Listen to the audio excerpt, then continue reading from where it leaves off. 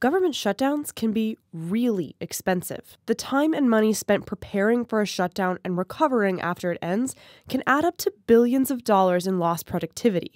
And a dip in pay for federal workers can put a dent in America's economy. Federal employees are often hit hardest.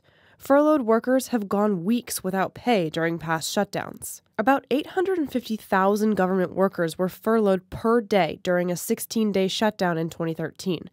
After the government reopened, federal employees were retroactively paid $2.2 billion, according to the White House Office of Management and Budget. So what we're doing is we're sending people home for a week or for 2 weeks, and then when they come back, we pay them, and no work was done during those 2 weeks, so that has to be made up for. But productivity isn't just lost while workers are on furlough. Federal employees can spend thousands of hours preparing for a shutdown and then catching up with work once it ends. If you run a national park, you have to shut down the park and make sure no one can get in. If you are at DOJ, the Department of Justice, and you're preparing cases or things like that, you may have to delay interviews, you may have to delay meetings with people outside the organization.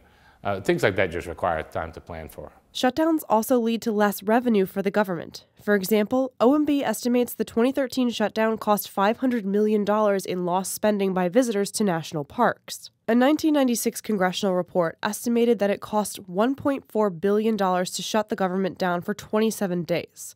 Adjusted for inflation, that would be more than $2.2 billion today. And the longer a shutdown goes on for, the more risk there is that the financial pain will spread beyond government agencies. You can start seeing sort of more macroeconomic type effects, right? If just spending just goes down for a few weeks, that can have an impact on the performance of businesses during that month, during that quarter.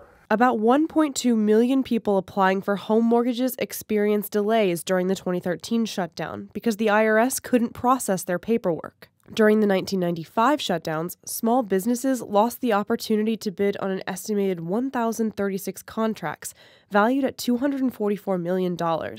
That's almost $391 million in today's dollars.